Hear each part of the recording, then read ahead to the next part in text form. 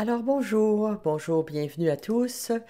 Nous sommes heureux de vous avoir aujourd'hui pour la conversation d'aujourd'hui sur les droits dans un contexte humanitaire. Ceci étant dit, j'aimerais maintenant commencer nos échanges aujourd'hui par me présenter. Pour ceux qui m'avez pas vu encore, je suis Jessica Firm, directrice de l'impact santé mondiale ici à Cannes SFE. Je vous souhaite tous la bienvenue, d'où que vous veniez. Je suis actuellement sur le territoire ancestral non cédé des Algonquins. Bienvenue à vous tous, où que vous soyez, au Canada ou à l'étranger. Aujourd'hui, c'est le dernier de notre série de dialogues. Nous réunissons des partenaires, des collaborateurs aussi en santé mondiale, non seulement pour voir ce qu'il y en est du côté de leur travail individuel, mais aussi les enjeux macroscopiques pour voir l'impact de cela et comment les comprendre. Ceux qui ne comprennent pas nécessairement ce laboratoire d'amélioration de la santé, la collaboration canadienne pour la santé mondiale, existe depuis 2 ans afin de favoriser le soutien pour des solutions novatrices à des défis liés aux données dans le domaine de la santé liés aux droits sexuels et reproductifs. On va parler de différents partenariats, produits, de partenaires du côté de la société civile, des universitaires, pour vous donner un aspect de projets qui font face à ces défis assez uniques dans différents contextes. Nous avons avec nous aujourd'hui des collègues qui sont de Sick Kids, l'hôpital des enfants malades à Toronto, qui vont parler du travail de leur laboratoire et de façon plus vaste leurs enjeux et l'impact de leur travail. Nous savons que dans ces contextes humanitaires qui évoluent, un des défis, c'est de mesurer les impacts des changements. Quand les impacts qu'on veut mesurer, et surtout quand ça touche la santé, et aussi les droits des femmes, des filles, des adolescentes, c'est encore plus important. Je suis très heureuse d'avoir les gens de ce groupe, de voir ce qu'ils font. Avant de passer la parole euh, au présentateur, je vais vous présenter mes collègues. Alors, Diego Bassani est avec nous. Diego est le scientifique en chef à l'époque à l'hôpital des enfants malades, du côté aussi de la santé pédiatrique. Dr Bassani est directeur également de l'évaluation des programmes à cet hôpital et actuellement effectue la direction d'un programme d'évaluation internationale dans le domaine de la santé maternelle et des enfants. Il va parler de cela aujourd'hui. Céline Englert, elle est ici. Elle est coordonnatrice de projet à l'hôpital pour enfants de Toronto. Elle a travaillé aux États-Unis et aussi à l'Institut de recherche de Toronto. Ensuite, en dernier mais non le moindre, Amanda Giacola, qui est coordonnatrice de projet à l'hôpital pour enfants de Toronto et elle fait la recherche aussi dans le cadre de projets de collaboration. Bienvenue. Merci. Je vais partager le lien dans le clavardage. Si vous voulez avoir des détails sur ce projet plus tard, après le webinaire, n'hésitez pas à communiquer avec nous et nous allons le partager sur notre site. Rien ne vaut l'entendre de vive voix de ceux qui y participent directement. Je vais passer la parole à vous trois. Peut-être au départ, parlez-nous de ce projet collaboratif. Quels sont les premiers sujets de recherche? Merci, Jessica. Comme Jessica l'a expliqué, nous croyons beaucoup dans ce projet parce que la mesure des droits de la santé, ce n'est pas quelque chose qui est très bien défini et c'est difficile d'effectuer ça de façon générale, mais surtout dans un contexte humanitaire. Il y a beaucoup de limites, d'obstacles, l'accès à des services pour les femmes à cause de conflits et aussi tous les outils dont on parle dans la documentation, les indicateurs, les mesures utilisées pour parler de la santé, les droits sexuels et reproductifs, la santé des femmes. Alors, on a fait deux revues. Un côté santé sexuelle et reproductive, et ensuite l'égalité des femmes. Et c'est étroitement relié à l'égalité des genres et la santé sexuelle, parce que ça fait partie, évidemment, l'un fait partie de l'autre et c'est très important.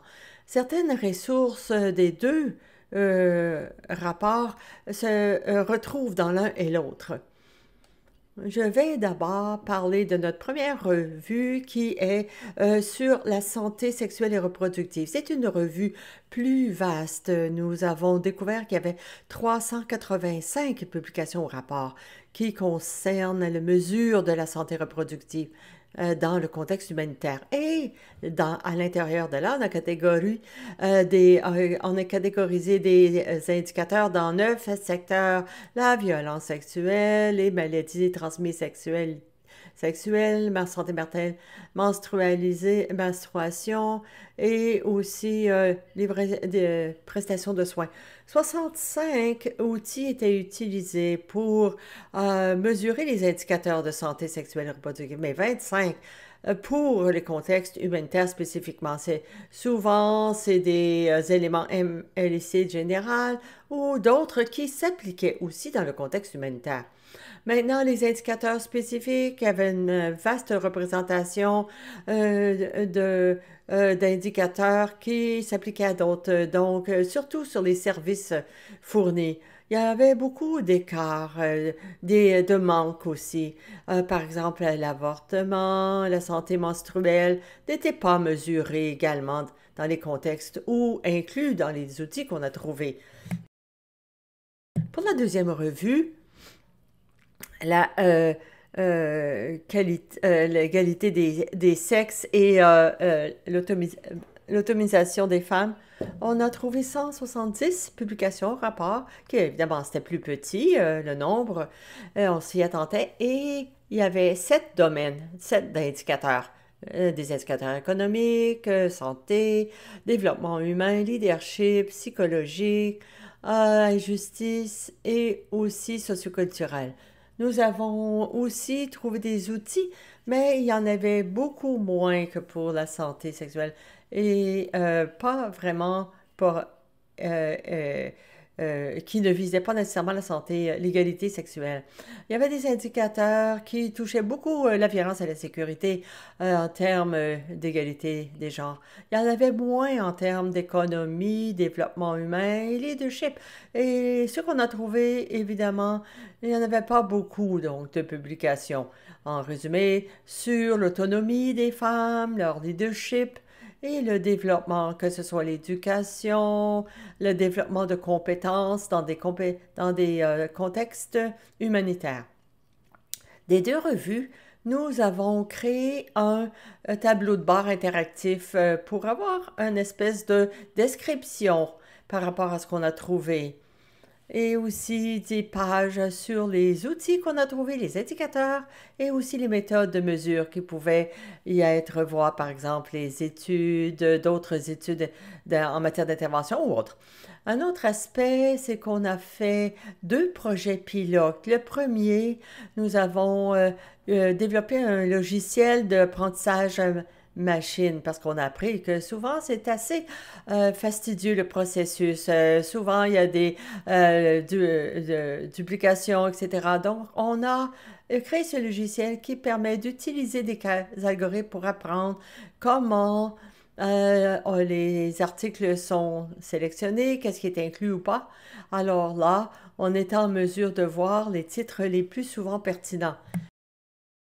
Deuxième projet pilote, c'est une analyse secondaire, les indicateurs secondaires, des sondages. On voulait voir si c'était possible de réduire l'échantillonnage, par exemple, des ménages, et pouvoir avoir une estimation valide de ces estimations. Utiliser aussi des versions simplifiées des indicateurs pour poser des questions. Je pense que c'est possible de réduire la taille de l'échantillage tout en ayant quand même des mesures valides, autant que les plus gros indicateurs. Alors voilà, un aperçu de ce qu'on a fait. Maintenant, je vais partager mon écran. Vous allez voir le tableau de bord.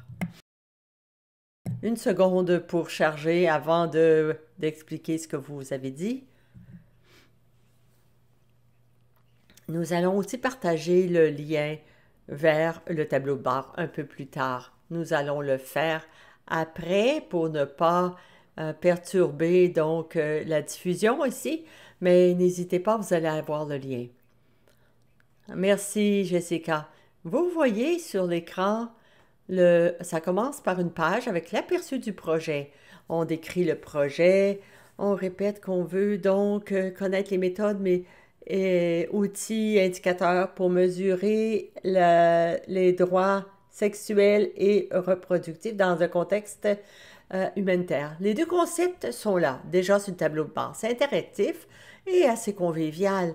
Si vous avez besoin d'instructions, il suffit de cliquer sur le i pour information. C'est pas sur la page des acronymes et tout ça, mais c'est vraiment des pages interactives. Je vais passer en revue des pages pour vous donner une idée de la façon dont ça fonctionne. Si on clique ici sur Outils et Sondages, Toolkit and Survey.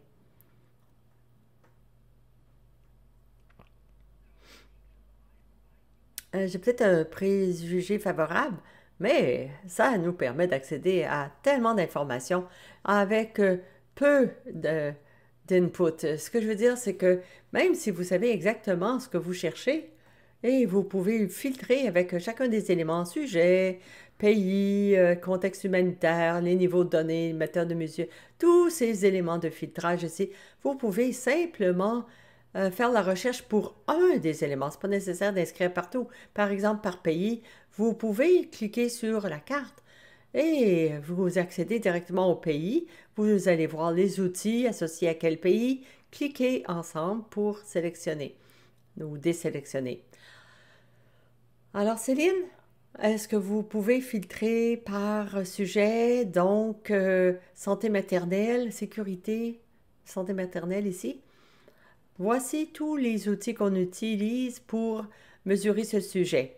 Certains sont dans un contexte précisément humanitaire, d'autres pas. Bon, choisissons un humanitaire seulement.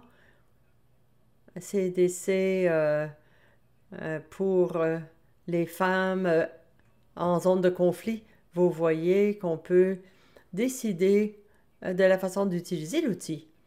On va à la source de l'outil ou revenir. On peut aussi juste parcourir le X ici et ce qui va apparaître, ça va vous montrer les données associées avec l'outil. Outre la santé maternelle, d'autres sujets sur la santé maternelle. Mais si vous voulez jouer, vous allez voir défiler tous les sujets. Alors c'est magnifique parce que c'est un aperçu rapide de ce qui existe. Maintenant, les scales and checklists, échelle et liste de vérification. Ça se présente de la même façon que la page précédente. Ça fonctionne aussi de la même façon. Vous pouvez cliquer, trouver des données spécifiques sur un élément, parcourir la carte et voir un pays en particulier. Tous les indicateurs santé, droits sexuels et reproductifs et euh, droits reproductifs. Voyons les GEWE, c'est-à-dire l'égalité des genres et l'autonomisation des femmes. Par domaine, type d'indicateur, les domaines sont ici, dans le cercle avec la proportion, ici. Par exemple, le domaine social et culturel, 80,6 des études l'incluaient dans leur revue avec des indicateurs dans ce domaine. Mais si vous cliquez carrément sur ce domaine, social et culturel, là, vous allez voir uniquement les types associés à ce domaine précis. Les sheets à droite disent combien d'indicateurs ont été découverts pour chacun de ces types. Et vous pouvez même cliquer dessus et avoir des sous-types. C'est comme ça que le document est organisé. C'est facile d'organiser tout cela. Et si vous voulez voir les indicateurs associés à chacun, vous n'avez qu'à aller voir sur la page et vous allez tout y trouver. Alors voilà le tableau de bord. On vous incite à aller voir après ceci et vous allez remarquer que, évidemment, c'est vraiment... souvent, il y a un peu de retard dans le... Mais soyez patient, vous allez avoir un outil extraordinaire. Ah, magnifique. Merci beaucoup, Amanda. Comme rappel, si vous avez des questions précises sur cet outil, n'hésitez pas à les écrire dans le clavardage. Ou si, outre ce rapport, vous avez produit un autre rapport plus court qui passe en revue les outils. Alors, ça peut être aussi un outil de référence. Ce qui m'étonne dans tout cela, c'est la quantité de revues approfondies que vous avez fait. Et un résumé clé, c'est de le synthétiser, l'utiliser efficacement pour que les chercheurs, les évaluateurs puissent rapidement s'y référer, voir ce qui est disponible.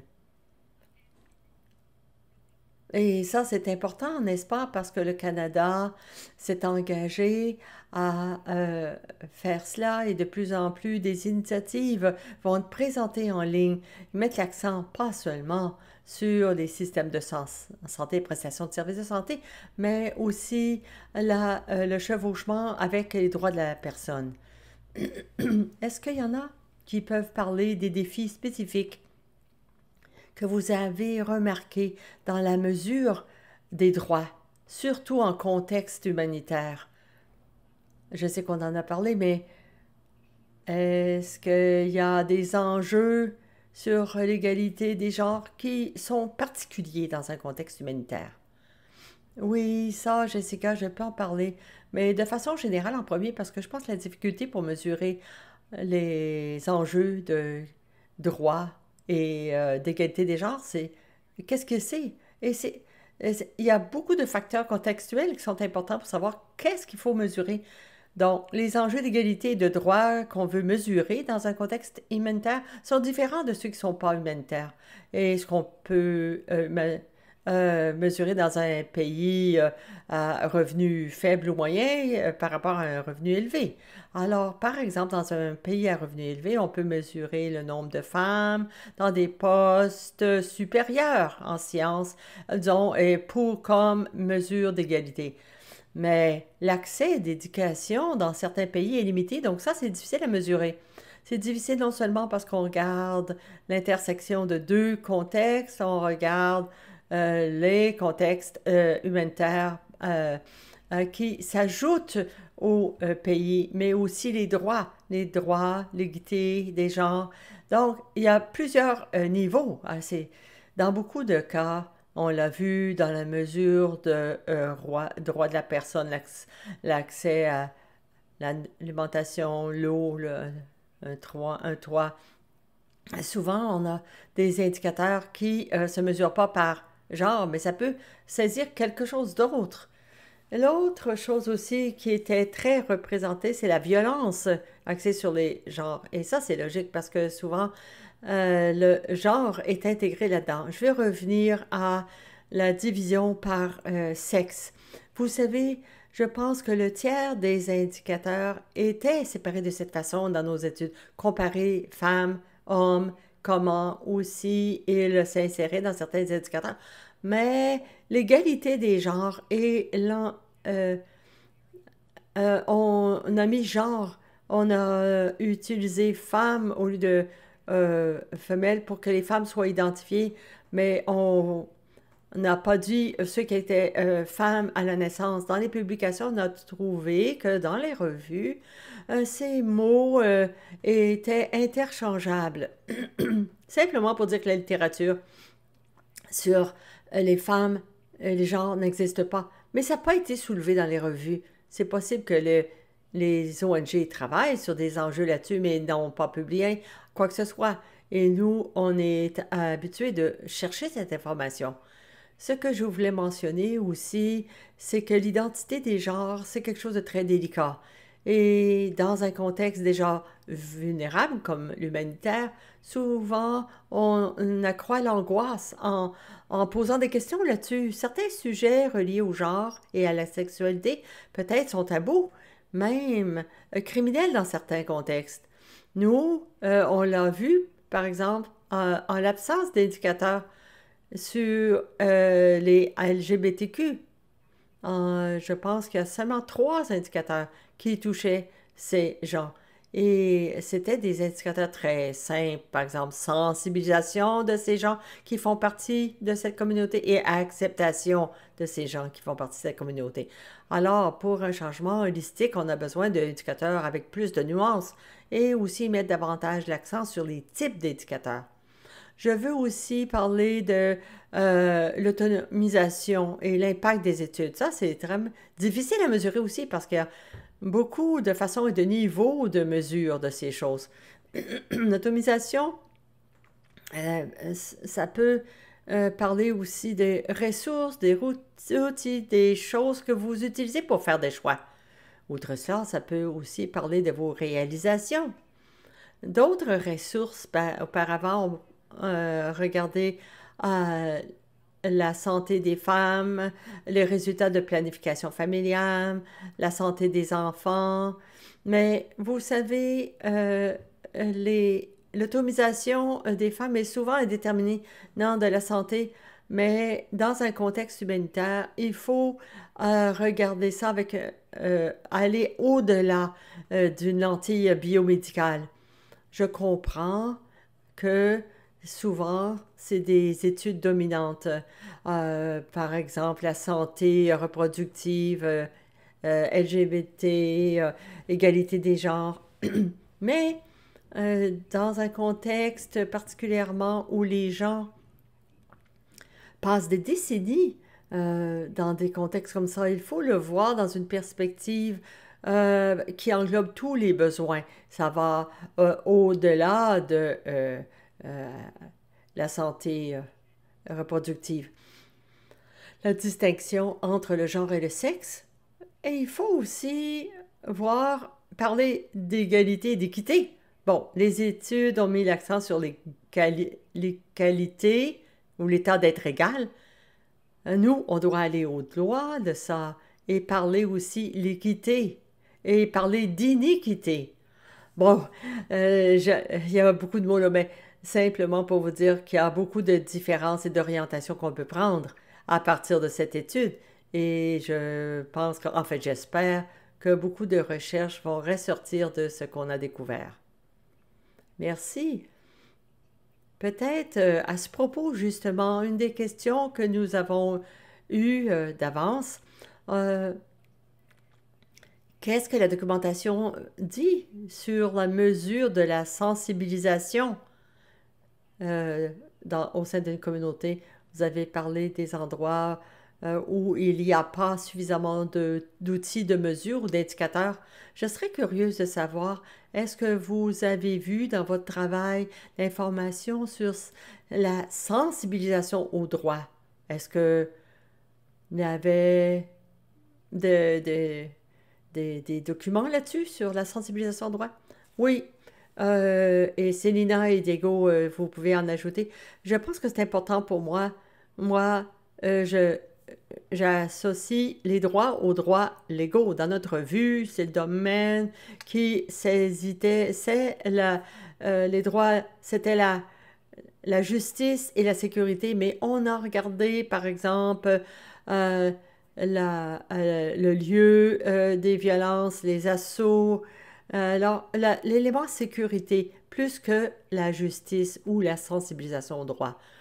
Les sujets reliés au système sont absents. Par exemple, les lois qui protègent les femmes, l'accès au système de justice. Non, on n'a pas mesuré ça vraiment. Ou on n'a pas trouvé ces mesures non plus, il faut dire. On pourrait dire que c'est pas nécessaire de mesurer la violence légale dans un contexte où l'accès au système de justice n'existe pas, n'est-ce pas? Parce qu'un est prédictif de l'autre. Mais remarquez que si on mesure ces indicateurs, finalement, ça peut servir de catalyseur dans le système de justice dans ce contexte. Alors, si on mesure qu'il manque de sensibilisation au droit, peut-être que c'est une orientation pour mettre en œuvre ou pour les ONG de travailler là-dessus. Dans le sens juridique du terme des droits, pas beaucoup, mais d'après la documentation, c'est mesuré différemment. Donc, souvent, les droits sont mesurés au niveau du ménage ou de la communauté. Est-ce qu'une femme peut décider ce qu'elle fait pour sa santé? Est-ce qu'elle peut décider quand ses enfants sont ou ce qu'elle peut faire pour ses enfants, à quoi elle a accès, est-ce qu'elle peut participer à un dialogue communautaire? Bon, ces genres de droits, ça, on l'a trouvé dans notre vie, oui, définitivement. Et Céline pourrait aussi en témoigner. Oui, oui, il y avait plus de cela, c'est sûr. Et aussi les perceptions de violence, par exemple. Est-ce que Est-ce qu'il y en a qui trouvaient la violence acceptable, dans quelles circonstances? Mais on a mis l'accent sur la violence et sécurité. Ça, ce qu'on a déjà entendu. C'est pas sur des préventions ou pour aider ceux qui ont subi cela. C'était, en tout cas, beaucoup d'études ou des rapports parlaient de ce qui était arrivé aux femmes et quels étaient les résultats, mais pas nécessairement leur perception ou la façon dont on pourrait prévenir cela ou comment le système pourrait les soutenir.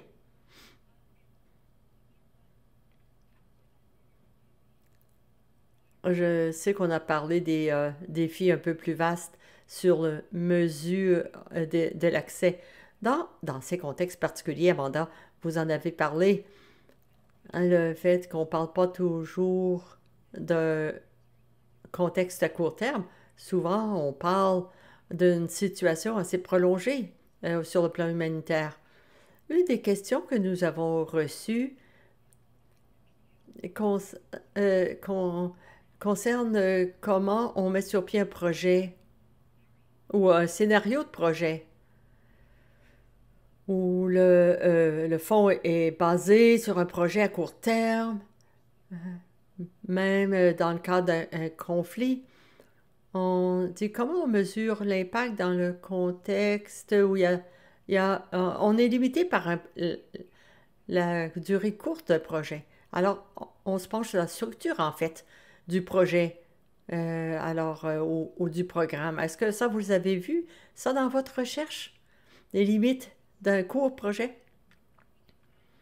On a vu beaucoup d'études qui se recoupent à un moment dans le temps, qu'est-ce qui est arrivé à ce moment précis, quelles étaient les perceptions des gens, et peu d'études qui se sont penchées peut-être sur les changements mesurés avant, après, les perceptions avant, après.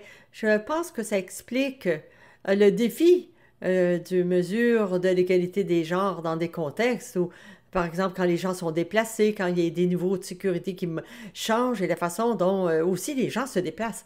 Donc, il faut qu'il y ait plus d'intervention, c'est sûr, pour mettre l'accent là-dessus, outre la violence, comme je l'ai dit précédemment. Oui, majoritairement, les indicateurs se recoupaient à un moment donné et pas très, ne tenaient pas beaucoup compte du comportement des genres, des attitudes. Ça prend du temps, vous savez, ça a changé. Ça prend du temps de avoir les changements à long terme.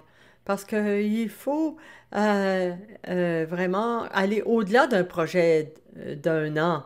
Parce que on, il faut qu'on s'ajuste, qu'on comprenne. Peut-être que les changements, on ne les voit pas euh, de façon marquée. Ça prend souvent des générations même, dans certains cas. C'est important de voir que c'est un objectif plus long. Un peu, Amanda, peut-être que vous pouvez en dire quelques mots. Oui, oui, vous avez bien dit ça, Célina. Il faut penser au-delà de ce cycle très court auquel on est habitué. Parce que entraîner des changements dans ce domaine, dans le domaine de l'égalité des genres et autonomisation des femmes, ça va prendre du temps. C'est pas une solution simple. Et aussi, il faut l'approcher de différents angles. Ça peut exiger différents acteurs, différents intervenants.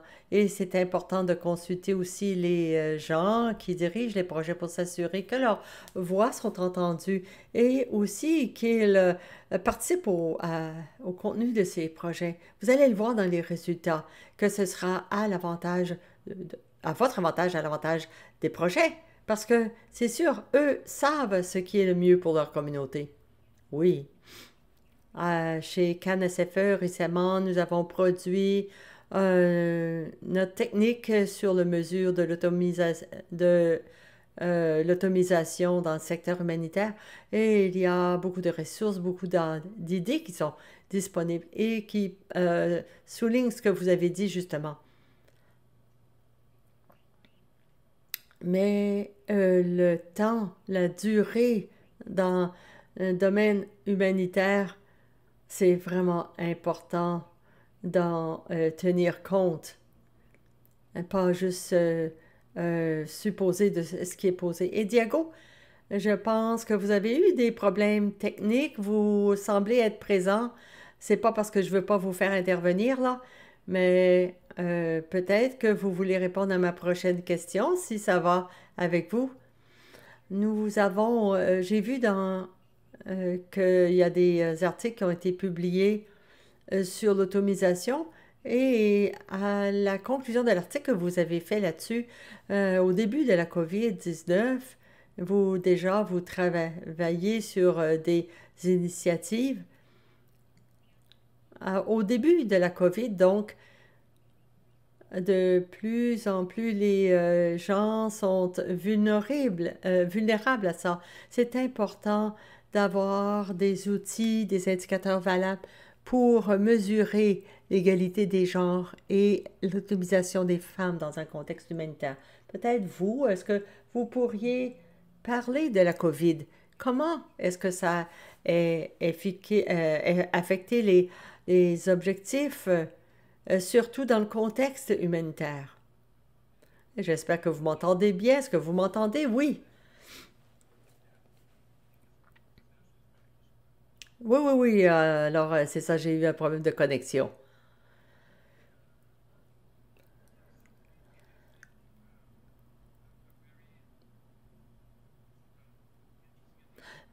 Ça a été une expérience révélatrice de voir un peu, savoir ce qui se passe, non seulement dans la recherche, mais sur les efforts de collecte de données pendant la pandémie. Nous avons des sondages standards et tout a arrêté, quelle que soit l'étape où ils étaient rendus. Alors, tout a été mis sur pause pendant longtemps. Je ne sais pas s'il y a beaucoup de choses qui sont redémarrées encore, mais ça, en soi, ça a créé un écart très important dans ce que nous allons voir probablement au bout du compte. C'est un enjeu très important parce que même dans la collecte de données, souvent, il y a des taux de réponse plus importants, mais nous avons été obligés de penser à quelque chose qui a toujours été en quelque sorte un enjeu. Par exemple, dans les efforts, tous les efforts qui sont mis dans le collecte de données, dans tous les contextes. Mais dans le contexte humanitaire, là, maintenant, on traverse une crise très importante et la situation est similaire, mais on doit s'adapter, par exemple, à cette nouvelle réalité là, dans le monde entier. Alors, ce qu'on a fait en partie en raison de notre incapacité d'utiliser les outils tels que prévus à l'origine, nous avons simplifié la collecte de données par des nouvelles questions de recherche. Et c'est intéressant de voir peut-être les possibilités, pas pour tout, mais certains indicateurs ont énormément changé. Et même le nombre de questions qui ont été posées afin d'en arriver à certains indicateurs. Je pense pas que nous avons insisté trop, mais les choses auraient pu être, disons, elles pu être faites de façon plus économique et sans perdre euh, euh, de niveau de confiance tant qu'aux estimations. Et je pense que ça semble marcher assez bien, mais avec par des plus petits échantillonnages, de façon avec des modules plus économiques, au lieu d'avoir des modules complets dans des questions très hautement corrélées avec l'indicateur au complet. Donc, ça nous a fait réfléchir pourquoi alors on fait tout ce travail. Est-ce que c'est quelque chose qu'on a hérité d'une perspective universitaire de collecte de données? Peut-être que c'est pas tout à fait même nécessaire. En fait, dans la plupart des cas, ça nous a amené donc à des niveaux de collecte de données et aussi la société civile. Il y a peut-être un mi-chemin on peut se rencontrer à mi-chemin. On a des solutions plus créatives qui pourraient être utilisées pour différents, pas pour des auditoires différents, mais aussi pour des pays ou des populations. On pourrait le faire plus souvent que maintenant pour retracer certaines populations dans des sondages, évidemment des sondages nationaux qui coûtent des millions de dollars et prennent des années à mettre en œuvre au lieu d'avoir des données disponibles. Peut-être qu'on pourrait faire les choses différemment. Alors, je pense que c'est très révélateur. Je suis pas certain si j'ai bien répondu à votre question. Vous aviez l'angle des femmes et des filles, mais je pense que oui, ça peut être utilisé. Ce que nous avons fait dans le cadre de ce projet, surtout pour l'égalité des genres, santé sexuelle et reproductive, oui, c'est possible d'adapter les choses. Nous pouvons aller de l'avant et abolir ces objectifs où c'est très euh, compliqué être 1 heure avec la personne pour évaluer complètement. Je pense que ça peut être fait de façon plus économique et j'espère que ça va paver la voie à une plus grande efficacité dans la collecte de données. Merci beaucoup, Diego. C'est vrai, ce sujet qui concerne, bon, faire plus avec moins, simplifier les choses lorsque c'est possible, penser de façon plus critique ce que les données qu'on collecte. Oui, ça, c'est important. Et, la façon de voir l'évaluation de façon générale. Vous avez parlé de votre article sur l'importance même encore plus d'avoir des outils, des indicateurs qui permettent de mesurer l'entomisation des femmes dans un contexte humanitaire. Le mon commentaire de suivi, c'est que quand on regarde les outils, la documentation disponible, je ne sais pas si vous avez un commentaire, mais dans quelle mesure est-ce que ce qui est disponible là actuellement est utile? Ou est-ce que on a vraiment besoin de créer ou partager plus d'outils et des pratiques disponibles pour répondre à la réalité de faire plus avec moins? Dans quelle mesure ce qui existe déjà peut aider? Et dans quelle mesure ça ne l'est pas? Est-ce que vous avez compris? Est-ce que c'est... Vous pouvez commenter?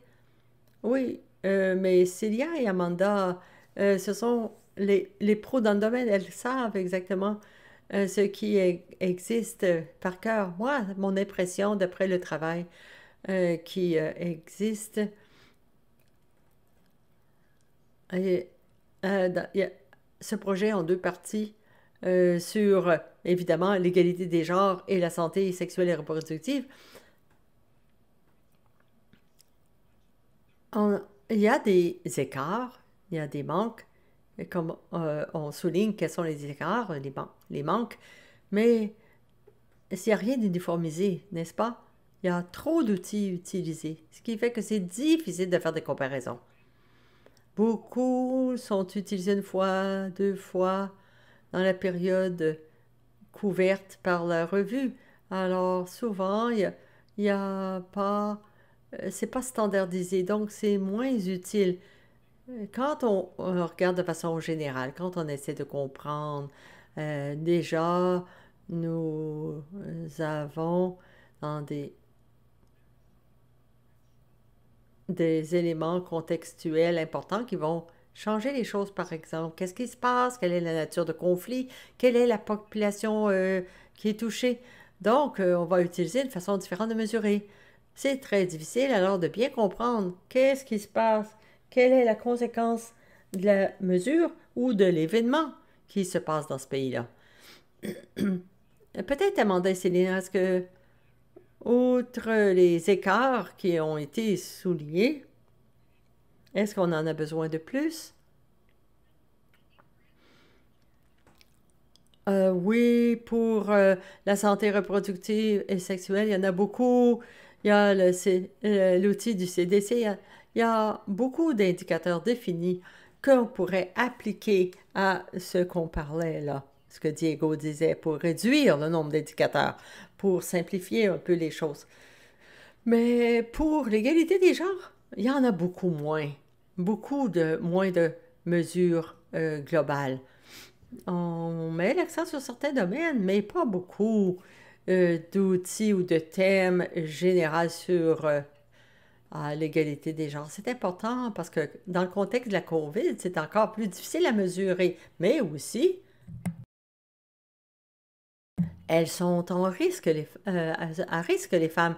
La quarantaine, la quarantaine, le confinement, les enfants, ceux qui sont malades et qui n'ont peut-être pas accès aux services dont ils ont besoin.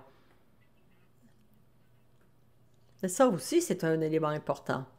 Et maintenant, avec la COVID, qu'on a d'autres éléments de sécurité pendant le conflit, dans certains cas, il y a d'autres chercheurs, d'autres membres d'organisations ici qui ont fait du travail, même au téléphone, par cellulaire, pour faire des sondages ou des revues qualitatives.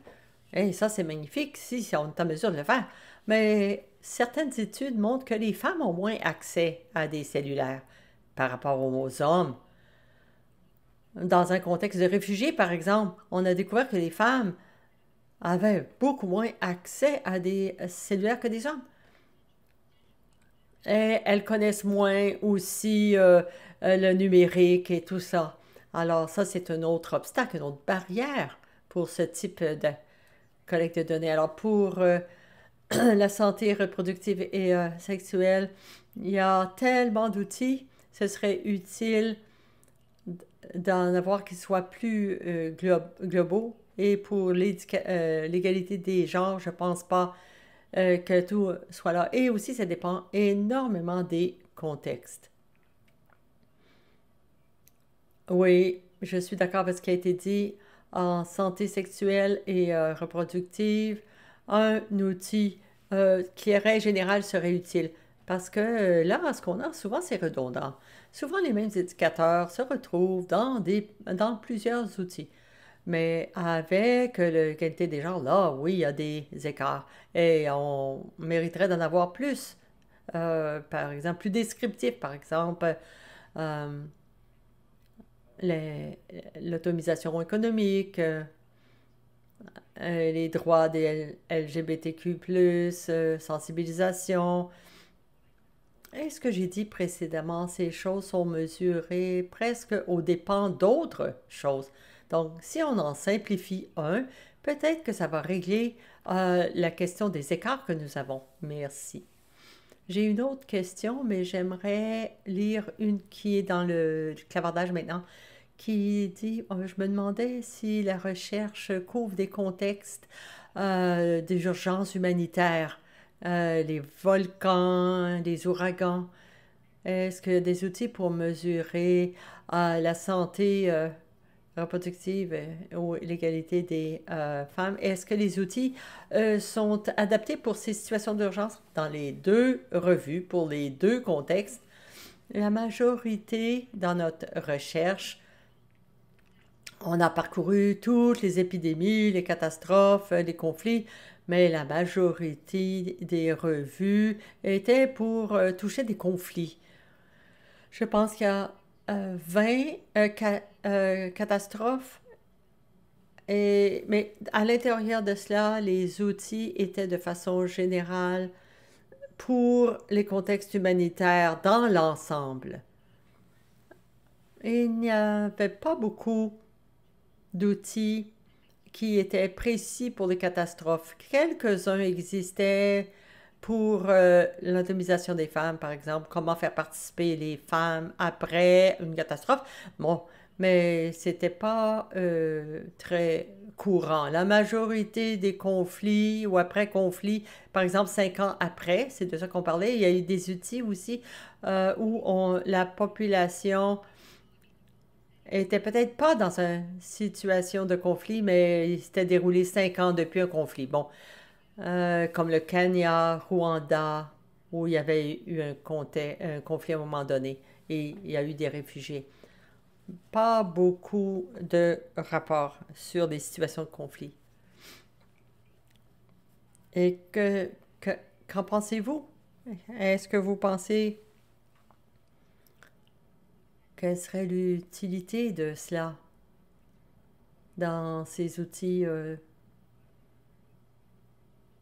Oui, il faudrait qu'on fasse la distinction parce que les contextes exigent des ressources différentes, différents outils. Et je pense aussi en termes de catastrophes naturelles, je pense que les indicateurs devraient être plus précis. Je veux souligner aussi que dans le cas des épidémies, oui, on a regardé 3 situations d'épidémie. Il n'y avait pas beaucoup de choses non plus. Et avec la COVID, je suis certaine qu'on va avoir une augmentation des outils pour ces contextes humanitaires. Alors, moi, je serais très intéressée de voir ce qui va ressortir après. Ce que je voulais ajouter, c'est que dans notre étude, les catastrophes avaient eu lieu et il fallait qu'elles soient assez graves pour être incluses dans les revues. Dans des documents, on a vu la comparaison avant la catastrophe et pendant, mais pas nécessairement après. Bon, la stratégie de survie des femmes, la préparation des femmes, ça c'est un domaine qui serait intéressant, mais la façon dont les études sont structurées, c'était pas inclus. Mais il y a des choses qui vaudraient la peine de développer davantage. Oui, merci beaucoup. J'ai une autre question ici dans le clavardage. Je, une d'elles, est-ce que les indicateurs prennent en considération les services sociaux autres que la santé? Une autre question de suivi en quelque sorte, ou un commentaire. Seriez-vous intéressé à présenter les résultats de votre étude plus tard dans un événement ou une conférence? Alors, je vais vous laisser en parler.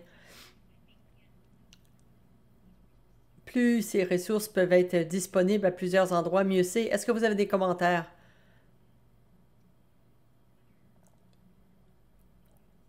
Est-ce que on regarde juste la santé ou les services sociaux? Les revues sur l'égalité des femmes, on n'en a pas vu beaucoup.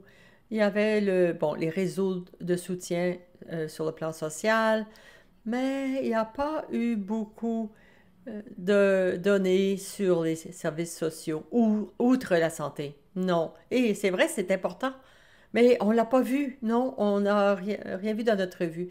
Mais ça serait important, oui. Et oui, ici, il y en a qui veulent faire le suivi sur l'événement ASC. Qu'est-ce qu'ils doivent faire? Je peux mettre mon courriel dans le clavardage si vous voulez communiquer avec moi. D'accord, merci. Et aussi, s'il y en a qui veulent euh, e- explorer le site. Bon, on arrive à la fin de notre rencontre d'une heure. J'aimerais conclure parce que, bon, là, on parle de ce laboratoire collaboratif. C'est pas de trouver des réponses, mais penser aux prochaines étapes. Aller de l'avant dans nos apprentissages. Et dans votre article, vous parlez de l'importance d'avoir des cadres très forts. Je me demandais, est-ce que vous aimeriez parler des prochaines étapes? Qu'est-ce qu'on fait maintenant en fonction du travail que vous faites, les ressources que vous avez recueillies? Qu'est-ce qui est nécessaire pour développer ces cadres plus solides? Sont les prochaines questions importantes ou défis qu'on doit envisager? C'est très important. Et quand on fait des revues, on veut suivre les indicateurs et les intégrer dans un cadre. Et souvent, on a de la difficulté à trouver un cadre qui nous permet de le faire parce qu'il y a beaucoup de cadres sur l'égalité des genres et l'autonomisation. Bon, dans certains contextes, sur la représentation des femmes dans certains secteurs. Et ça ne s'applique pas nécessairement au contexte humanitaire. Il y en a d'autres des cadres qui mettent l'accent sur bon, un aspect au lieu d'un autre.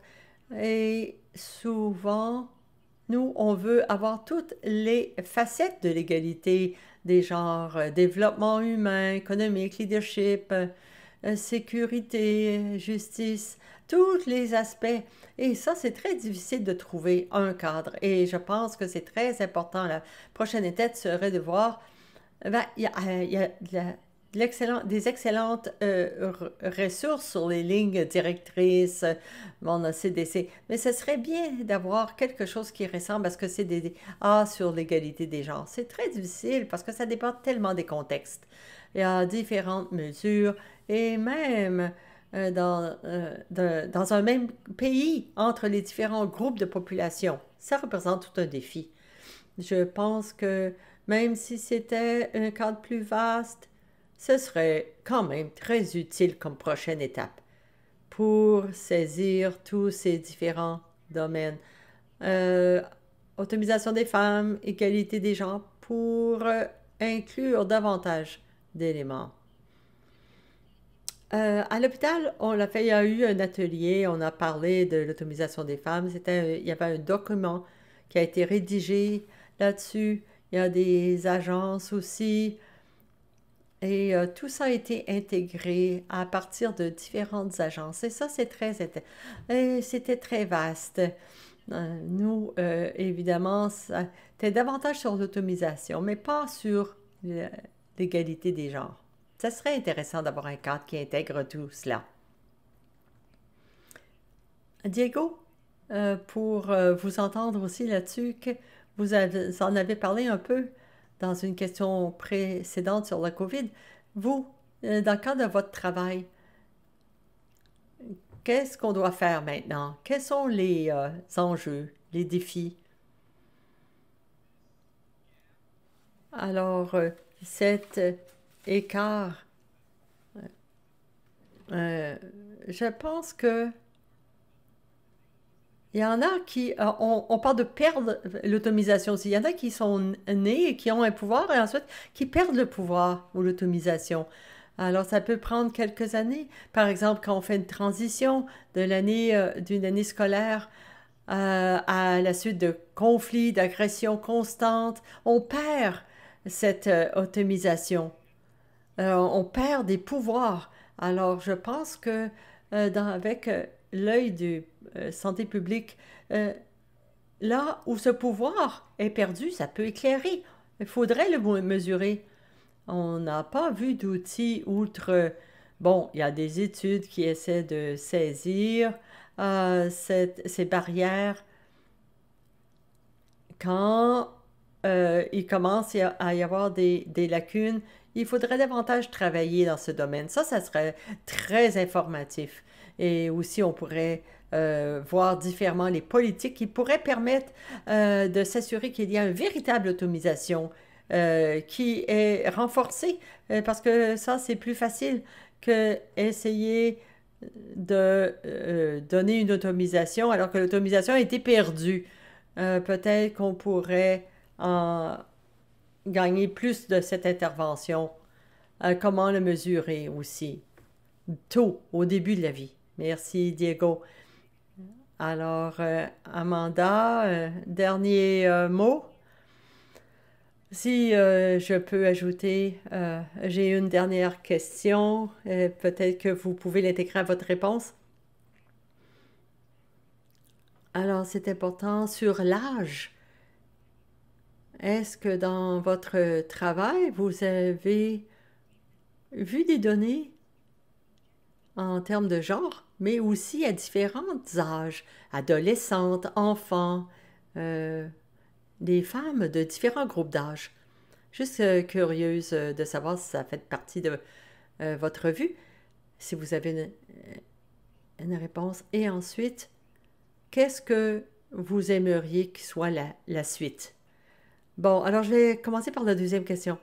En termes de groupe d'âge, oui, on a séparé les femmes en âge de reproduction parce que nous, on avait nos propres critères, mais beaucoup d'études disaient, bon, voici la catégorie d'âge qui nous intéresse. Alors, si ça tombait dans cette entre 15 et 49, on l'a inclus, l'âge reproduction. Et en termes de prochaines étapes maintenant pour notre recherche, en fonction de ce qu'on a vu dans nos revues, compte tenu de cette masse de données sur les catastrophes naturelles, les problèmes humanitaires, j'aimerais qu'on mette l'accent sur les changements climatiques et les réfugiés climatiques et voir l'égalité des genres dans ce contexte. Ça va devenir de plus en plus important dans les prochaines années parce que déjà c'est important, on le voit. Et je pense que c'est sous-étudié. On devrait non seulement travailler sur ce qu'on fait maintenant après, quand on devient un réfugié climatique, mais qu'est-ce qu'on fait pour faire en sorte que les systèmes en place soient plus solides et plus résilients.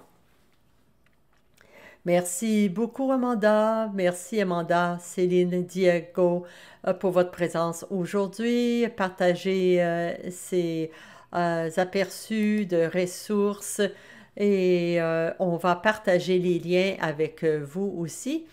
Je vais m'assurer qu'ils sont disponibles sur le site Internet.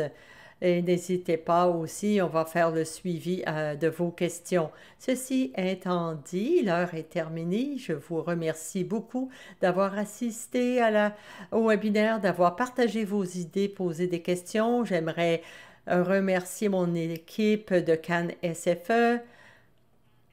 Et j'aimerais remercier aussi les 5 partenaires de la collaboration qui ont participé ici, qui ont fait un travail extraordinaire au cours des dernières années, comme le projet ici, pour soulever plein d'idées et mobiliser les ressources. Ça a été un projet vraiment emballant. On a passé beaucoup d'énergie et de temps pour faire face à ces enjeux. Des personnes comme vous consacrez beaucoup de temps et d'énergie pour ces enjeux importants.